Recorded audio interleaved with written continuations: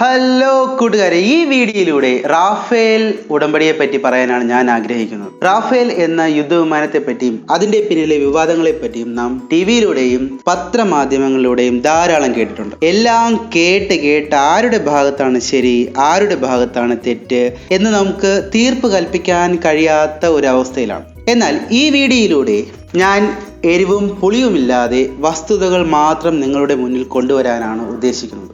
ഈ കഥ തുടങ്ങുന്നത് 2007 ഓഗസ്റ്റ് 28 തീയതിയാണ്. അന്നത്തെ പ്രതിരോധ വകുപ്പ് 126 MMRCA ഫൈറ്റർ ജെറ്റ് വാങ്ങാൻ തീരുമാനിച്ചു. MMRCA എന്ന് വെച്ചാൽ medium multi role combat aircraft. ഇതിനായി ഒരു ഗ്ലോബൽ ടെൻഡർ ക്ഷണിച്ചു. മെയ് 2011 ഇതിൽ 2 എയർക്രാഫ്റ്റുകൾ ഷോർട്ട് ലിസ്റ്റ് ചെയ്തു. ഒന്നെന്ന് പറയുന്നത് ഫ്രഞ്ച് കമ്പനിയായ ഡസോൾട്ടിന്റെ റാഫേൽ എന്ന് പറയുന്ന വിമാനവും രണ്ടാമത്തത് യൂറോ ഫൈറ്ററിന്റെ ടൈഫൂൺ എന്ന് പറയുന്ന വിമാനവുമായിരുന്നു. ഇതിലെ ഏറ്റവും കുറവ് ക്യാഷ് കോട്ട് ചെയ്തത് റാഫേലായിരുന്നു. 30 ജനുവരി 2012 റാഫേലുമായി ചർച്ചകൾ ആരംഭിച്ചു. ചർച്ച മുഴുവനും 126 ഫൈറ്റർ ജെറ്റുകൾക്ക് വേണ്ടിയായിരുന്നു. ഇതിൽ 18 ഫൈറ്റർ ജെറ്റുകൾ off the shelf or ready to fly made in France എന്ന നിലയിൽ ഉടൻ തന്നെ കിട്ടുമായിരുന്നു. ബാക്കിയുള്ള 108 ജെറ്റുകൾ HAL, അതായത് ഹിന്ദുസ്ഥാൻ എയറോനോട്ടിക്കൽ ലിമിറ്റഡ്, അവരെ ഡസോൾട്ടിന്റെ സഹായത്തോടു കൂടി ബൈ ടെക്നോളജി ട്രാൻസ്ഫർ, സാങ്കേതിക വിദ്യ ഡസോൾട്ടിൽ നിന്ന് HALലേക്ക് കൊടുക്കും. അങ്ങനെ ഡസോൾട്ടിന്റെ സഹായത്തോടു കൂടി HAL ബാക്കി 108 വിമാനങ്ങൾ നിർമ്മിക്കും. ഇതായിരുന്നു തുടക്കം മുതലുള്ള ചർച്ചകൾ. ഇതിൽ ഈ ടെക്നോളജി ട്രാൻസ്ഫർ എന്ന് പറയുന്നത് വളരെ പ്രധാനമുള്ളൊരു കാര്യമാണ്. ഭാവിയിൽ ഇന്ത്യയും ഫ്രാൻസും തമ്മിൽ എന്തെങ്കിലും അഭിപ്രായ വ്യത്യാസങ്ങൾ ഉണ്ടാവുകയാണെങ്കിൽ യുദ്ധവിമാനത്തിന്റെ കേടുപാടുകൾ നമുക്ക് HAL തന്നെ പരിഹരിക്കാൻ കഴിയും. Only if the technology is transferred. അതുമാത്രമല്ല, ഇന്ത്യയിൽ വളരെ കാലമായുള്ള ഗവേഷണം നടക്കുന്ന കാവേരി എഞ്ചിന് നമുക്ക് ഈ ടെക്നോളജികൾ ഉപയോഗിക്കാൻ കഴിയുമായിരുന്നു. അങ്ങനെ ഭാവിയിൽ ഇന്ത്യക്ക് വേണ്ടിയുള്ള യുദ്ധവിമാനങ്ങൾ ഇന്ത്യയിൽ തന്നെ നിർമ്മിക്കാൻ കഴിയും. ഇതാണ് ടെക്നോളജി ട്രാൻസ്ഫറിലൂടെ ഉദ്ദേശിച്ചിരുന്നത്. മാർച്ച് 3, 2014 HALഉം ഡസോൾട്ടും തമ്മിൽ 108 ജെറ്റ് നിർമ്മിക്കാനുള്ള വർക്ക് ഷെയർ എഗ്രിമെന്റ് ഉണ്ടാക്കി. ഈ ഉടമ്പടി പ്രകാരം 108 ജെറ്റുകൾ നിർമ്മിക്കാനുള്ള 70% വർക്കുകളും HAL, ഹിന്ദുസ്ഥാൻ എയറോനോട്ടിക്കൽ ലിമിറ്റഡും ബാക്കി 30% ഡസോൾട്ടും ചെയ്യുമായിരുന്നു. ഇതിനുള്ള ചർച്ചകൾ 2014 അവസാനം വരെ നീണ്ടുനിന്നു. ഇതിനിടയ്ക്ക് നമ്മുടെ സർക്കാർ മാറി വന്നു. അവസാനം 25 മാർച്ച് 2015 ഡസോൾട്ടിന്റെ CEO എറിക് ട്രാപ്പിയർ നടത്തിയ സമ്മേളനത്തിലെ ഒരു വീഡിയോ ക്ലിപ്പ് നമുക്ക് കാണാം. Which led to a major success for us, the choice of Rafale by India in 2012 as we call it, L1, after a demanding competition. Rafale is the next logical step. After an outstanding amount of work and through discussions, you can imagine my great satisfaction to hear, on one hand, from Indian Air Force Chief of Staff, that he wants a combat-proven aircraft and a polyvalent fighter, which could be the Rafale when we would have signed, which should be, again, as I said, a logical step. And on the other hand, from HAL chairman, that we are in agreement for the responsibilities sharing, considering as well our conformity with the RFP in order to be in line with the rules of this competition. I strongly believe that contract finalization and signature could come very soon. ഈ clip പ്രകാരം എഗ്രിമെന്റിന്റെ 95% paper വർക്കുകളും കഴിഞ്ഞു എന്ന് അദ്ദേഹം പ്രഖ്യാപിച്ചു. April 8, 2015 ഇന്ത്യയുടെ foreign സെക്രട്ടറിയുടെ ഒരു സ്റ്റേറ്റ്മെന്റ് വരുന്നു. HALഉം ഇന്ത്യ ഗവൺമെന്റും ഫ്രഞ്ച് കമ്പനിയും ഇപ്പോഴും വില വിവരത്തില് നെഗോഷിയേഷൻസ് നടക്കുന്നതേ ഉള്ളൂ. 2 ദിവസത്തിന് ശേഷം നമ്മുടെ മോദിജി ഫ്രാൻസ് സന്ദർശിക്കുന്നു. ആരും പ്രതീക്ഷിക്കാത്ത ചില കാര്യങ്ങളാണ് അവിടെ നടന്നത്. ഏപ്രിൽ 10, 2015 ഇന്ത്യ ഗവൺമെന്റും ഫ്രഞ്ച് ഗവൺമെന്റും സംയുക്തമായി പറയുന്നു, പുതിയ ഒരു റാഫേൽ ഡീൽ വരുന്നു. അതുപ്രകാരം 36 flight made in France ready to fly away കണ്ടീഷനിൽ ഇന്ത്യ ഡസോൾട്ട് കമ്പനിയിൽ നിന്ന് വാങ്ങുന്നു. ഇതിനുള്ള വിവാദം എന്താന്ന് വെച്ചാൽ പുതിയ ഉടമ്പടി ക്യാബിനറ്റ് കമ്മിറ്റി ഓഫ് സെക്യൂരിറ്റി അറിയാതെയാണ് ഉണ്ടായിരിക്കുന്നത്. ഏപ്രിൽ 11, 2015 അന്നത്തെ ഡിഫൻസ് മിനിസ്റ്റർ മനോഹർ പരീക്കർ, അതായത് ഇപ്പോഴത്തെ ഗോവ മുഖ്യമന്ത്രിയാണ് അദ്ദേഹം പറഞ്ഞതെന്ന് വെച്ചാൽ മോദിജി തീരുമാനിച്ചു, ഞാൻ അതിനെ പിന്താങ്ങി എന്നാണ്. അതിനുശേഷം 23 സെപ്റ്റംബർ 2016 ഇന്ത്യയും ഫ്രാൻസും സംയുക്ത കരാറിൽ ഒപ്പുവെച്ചു 36 റാഫേൽ വിമാനങ്ങൾ വാങ്ങുന്നതിന് വേണ്ടിയിട്ട്. ഇതിനിടയിൽ രസകരമായ വേറൊരു സംഭവം അരങ്ങേറുകയായിരുന്നു ഇന്ത്യയിൽ. എന്താ സംഭവിച്ചതെന്ന് വെച്ചാൽ നമ്മുടെ പ്രധാനമന്ത്രി ഫ്രാൻസിലേക്ക് പോകുന്നതിന് കുറച്ച് ദിവസങ്ങൾക്ക് മുമ്പ് പുതുതായി 2 കമ്പനികൾ ഇന്ത്യയിൽ നിലവിൽ വന്നു. ഒന്നെന്ന് പറയുന്നത് റിലയൻസ് ഡിഫൻസ് ലിമിറ്റഡ്, രണ്ടെന്ന് പറയുന്നത് Adani defence systems and technology limited. Okay, അതവിടെ നിൽക്കട്ടെ. പുതിയ റാഫേൽ ഡീലിൽ ഒരു ഓഫ്സെറ്റ് ക്ലോസ് ഉണ്ട്. ഓഫ്സെറ്റ് ക്ലോസ് എന്ന് വെച്ചാൽ നമ്മൾ കൊടുക്കുന്ന മുഴുവൻ തുകയുടെ 50% ഈ ഫ്രഞ്ച് കമ്പനി ഇന്ത്യയിൽ നിക്ഷേപിക്കണം. പക്ഷേ അത് എവിടെ നിക്ഷേപിക്കണം എന്ന് ഫ്രഞ്ച് കമ്പനിക്ക് തീരുമാനിക്കാം. എന്നാൽ സംഭവിച്ചത് എന്താന്ന് വെച്ചാൽ 3 ഒക്ടോബർ 2016 അനിൽ അംബാനിയും ഡസോൾട്ടും ചേർന്ന് പുതിയ ഒരു കമ്പനി തുടങ്ങി, Dassault Reliance aerospace.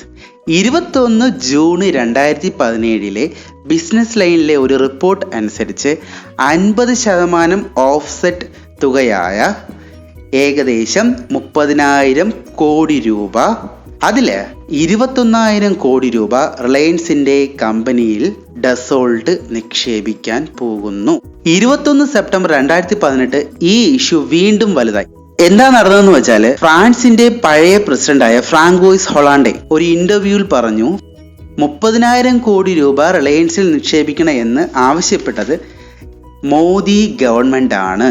21 October 2018 ഡസോൾട്ടിന്റെ CEO നടത്തിയ പത്രസമ്മേളനത്തിൽ അദ്ദേഹം പറഞ്ഞത് ഏകദേശം 800 കോടി രൂപ മാത്രമേ റിലയൻസിന്റെ കമ്പനിയിൽ നിക്ഷേപിക്കുകയുള്ളൂ എന്നാണ്. 2018 ഈ കേസ് കോടതി കയറിയപ്പോഴും ഡസോൾട്ടിന്റെ സ്റ്റേറ്റ്മെന്റ് അനുസരിച്ച് ഡസോൾട്ട് ആണ് റിലയൻസിനെ തിരഞ്ഞെടുത്തത് എന്നാണ്. അടുത്ത വിവാദം പ്ലെയിനിന്റെ വിലയെ പറ്റിയായിരുന്നു. ആദ്യത്തെ ഡീൽ അനുസരിച്ച് 126 വിമാനങ്ങളുടെയും ടെക്നോളജി ട്രാൻസ്ഫറിന്റെയും കൂടി ആകെ തുക എന്ന് പറയുന്നത് 54,000 കോടി രൂപയായിരുന്നു. അതായത് ഒരു വിമാനത്തിന് ഏകദേശം 526 കോടി രൂപ. എന്നാൽ പഴയ defence minister Manohar Parrikar 2015 April 13 അദ്ദേഹത്തിന്റെ സ്റ്റേറ്റ്മെന്റ് അനുസരിച്ച് 126 വിമാനങ്ങളുടെ വില എന്ന് പറയുന്നത് 90,000 കോടി രൂപയാണ്. അതായത് ഒരു വിമാനത്തിന് ഏകദേശം 714 കോടി രൂപ ആകും എന്നാണ് അദ്ദേഹം 2015 പറഞ്ഞത്. എന്നാൽ പുതിയ കരാർ അനുസരിച്ച് നമ്മൾ വാങ്ങുന്ന 36 റെഡി ടു ഫ്ലൈ വിമാനങ്ങളുടെ വില എന്ന് പറയുന്നത് 59,000 കോടി രൂപയാണ്. അതായത് ഒരു ഫ്ലൈറ്റിന്റെ വില 1,638 കോടി രൂപ. ആദ്യത്തെ ഡീലിൽ നിന്ന് നമ്മൾ രണ്ടാമത്തെ ഡീലിലേക്ക് വരുമ്പോൾ ഒരു വിമാനത്തിന്റെ വിലയിൽ ഏകദേശം 3 ഇരട്ടി വർധനവാണ് ഉണ്ടായത്. അപ്പോൾ തീർച്ചയായും എന്തുകൊണ്ടാണ് ഇത്രയും വില എന്ന ക്വസ്റ്റ്യൻ വരും. അതിന് നൽകുന്ന ഗവൺമെന്റിന്റെ ഉത്തരം എന്താന്ന് വെച്ചാൽ സ്പെയർ പാർട്സും എക്യുപ്മെന്റ്സും റാഫേലിൽ പിടിപ്പിക്കുമ്പോൾ ഇത്രയും കാശ് ആകും എന്നാണ്. എന്നാൽ ഇതിന്റെ ഡീറ്റെയിൽസ് തരാൻ മോദിജിയുടെ സർക്കാർ തയ്യാറല്ല. അതിനവർ പറയുന്ന കാരണം എന്ന് വെച്ചാൽ ഇത് ദേശീയ സുരക്ഷയെ ബാധിക്കുന്ന കാര്യമാണ്, ഇത് പൊതുജനങ്ങളോട് പറയാൻ നിർവാഹമില്ല എന്നാണ്.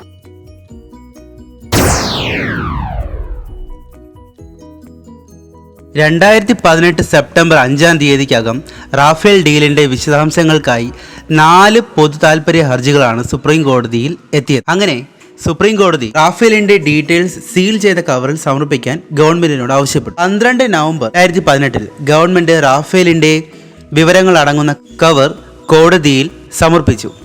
ഡിസംബർ 14 സുപ്രീം കോടതിയുടെ 35 പേജുള്ള വിധിന്യായത്തിൽ കോടതി വ്യക്തമായി പറയുന്നത് റാഫേലിന്റെ കാര്യത്തിൽ കോടതി ഇടപെടേണ്ട യാതൊരു സാഹചര്യവും ഇല്ല.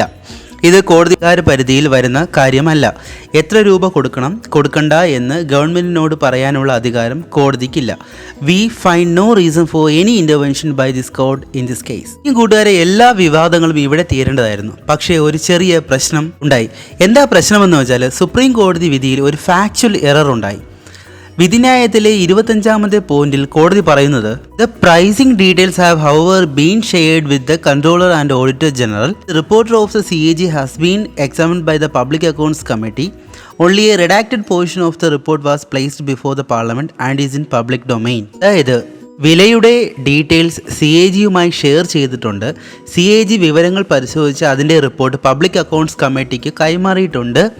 ഇത് പൊതുജനങ്ങൾക്ക് എപ്പോൾ വേണമെങ്കിലും പരിശോധിക്കാം. തികച്ചും ന്യായമായ ഒരു കാര്യമാണ്. പക്ഷേ ഇവിടുത്തെ അന്യായം എന്താണെന്ന് വെച്ചാൽ ഈ പറയുന്ന റിപ്പോർട്ട് വെറും സങ്കല്പമാണ്. ഇങ്ങനെ ഒരു റിപ്പോർട്ട് PSCയുടെ കയ്യിൽ ഇതുവരെ എത്തിയിട്ടില്ല. അങ്ങനെ ഒരു റിപ്പോർട്ട് ഉണ്ട് എങ്കിൽ ആ റിപ്പോർട്ട് പരിശോധിക്കേണ്ട ആളായ PSCയുടെ ചെയർമാൻ മിസ്റ്റർ ഖാർഗെ എന്താ പറയുന്നത് എന്ന് നമുക്ക് നോക്കാം. आज सुप्रीम कोर्ट अपने जुरिस्डिक्शन में जजमेंट देती है और उस जजमेंट से मैं 3 लाइन पढ़ना चाहता हूं. जो राफेल हवाई जहाज के प्राइसिंग डिटेल्स हैं, कीमत के डिटेल्स हैं, उनको कॉम्पिटेंट ऑडिटर जनरल की रिपोर्ट में लिखा गया है और वो जो रिपोर्ट है पब्लिक अकाउंट्स कमेटी जो पार्लियामेंट की कमेटी है उसके साथ शेयर किया गया है. अब मेरे सामने खारगे जी बैठे हैं और खारगे जी PSC कमेटी के चेयरमैन हैं पार्लियामेंट में. और आप लोग खारगे जी से सीधा पूछ लीजिए क्या CAG रिपोर्ट PSC कमेटी में आई? नहीं आई, पार्लियामेंट में रखी गई और इन्होंने जो PSC के चेयरमैन है इन्होंने CAG रिपोर्ट अपनी जिंदगी में देखी है, हाँ या ना? पूछ लीजिए. एक तो CAG के पास भी उनका कोई कमेंट्स नहीं है. इसके बारे में ना CAG को पता है. आज मैंने डिप्टी CAG को बुलाकर पूछा. जब CAG के पास नहीं है, पब्लिक अकाउंट्स कमेटी में आने का सवाल नहीं है. जब पब्लिक अकाउंट्स कमेटी में आएगा तो हम वो रिपोर्ट छिपा के नहीं रख सकते, पार्लियामेंट में पेश करते हैं. पार्लियामेंट में भी मैंने पेश नहीं किया. जब पार्लियामेंट में आएगा तभी पब्लिक डोमेन में आएगा, पब्लिक डोमेन में भी नहीं है. तो ये आया रिपोर्ट कहां से? जब तक पार्लियामेंट को रिपोर्ट वो पेश नहीं किया जाएगा तब तक किसी को भी उसके बारे में बोलने का अधिकार नहीं है. अब सरकार को हमें यह समझाना है कि ये जो CAG रिपोर्ट ये है कहां है, हमें भी दिखा दें. और PSC के जो चेयरमैन है खारगे जी उनको भी दिखा दें. यहां पे 30,000 करोड़ रुपए की चोरी हुई है. और किसानों याद रखिए, छत्तीसगढ़, राजस्थान, मध्य प्रदेश में आपका कर्जा माफ होने जा रहा है. ये जो पैसा लिया है चोरों ने, ये आपका लिया है और किसी का नहीं लिया है. पूरा हिंदुस्तान समझता है कि चौकीदार चोर है और हम इसको साबित करके दिखाएंगे कि हिंदुस्तान का प्रधानमंत्री अनिल अंबानी का दोस्त है और अनिल अंबानी को उसने चोरी कराई है. जिस दिन राफेल मामले पे इंक्वायरी हो गई और वो इंक्वायरी पार्लियामेंट करेगी, JPC करेगी, जिस दिन वो हो गया 2 नाम निकलेंगे, नरेंद्र मोदी, अनिल अंबानी. ഗവൺമെന്റ് കള്ളം പറയുകയായിരുന്നോ? ആർക്കറിയാം. ഇതിന് മറുപടിയായി മോഡി ഗവൺമെന്റ് പറയുന്നത് ഗവൺമെന്റ് കൊടുത്ത കാര്യങ്ങൾ സുപ്രീം കോടതി തെറ്റായി വ്യാഖ്യാനിച്ചു എന്നാണ്. റിപ്പോർട്ട് വായിച്ച ജഡ്ജിമാർക്ക് വ്യാകരണ പിശക് ഉണ്ടായി. വിൽ ബി ഗിവൺ എന്നതിന് പകരം ഹാസ് ബീൻ ഗിവൺ വായിച്ചു. 3 സുപ്രീം കോടതി ജഡ്ജിമാർക്കും ഒരുപോലെ ഇങ്ങനെ ഒരു വ്യാകരണ പിശക് പറ്റിയെങ്കിൽ അത് കോടതി തിരുത്താൻ ബാധ്യസ്ഥനാണ്. പക്ഷേ കോടതി ഇപ്പോൾ 1 മാസത്തെ അവധിയിലാണ്. അതുകൊണ്ട് ഈ കഥയിലെ അടുത്ത ട്വിസ്റ്റിലേക്ക് നമുക്ക് 1 മാസം കാത്തിരിക്കേണ്ടി വരും. Till then take care and bye bye.